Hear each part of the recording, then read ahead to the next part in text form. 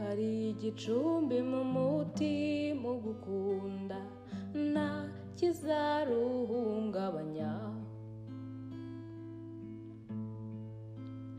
Uri mwiza uri igitego mutarutwa, uri mwiza uri igitego mutarutwa. Ubwitonzi n'ubugwaneza nibyo bikuranga,